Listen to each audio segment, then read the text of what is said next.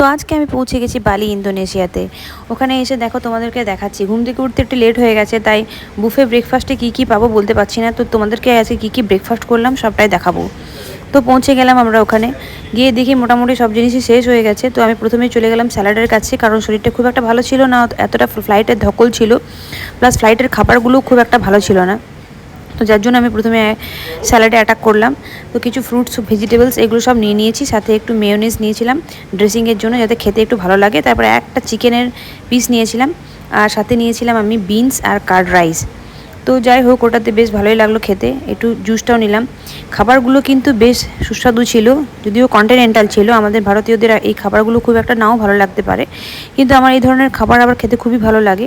তো আমার রাইসটাও বেশ ভালো লেগেছে, স্টিকি রাইস ছিল। তো খাবার খেয়ে তাড়াতাড়ি করে রেডি হয়ে গেলাম, কারণ বেরোতে হবে। তো বাকি পার্টগুলো তোমাদেরকে পরের ভ্লগে দেখাবো। দেখা হচ্ছে পরের ভিডিওতে। টাটা।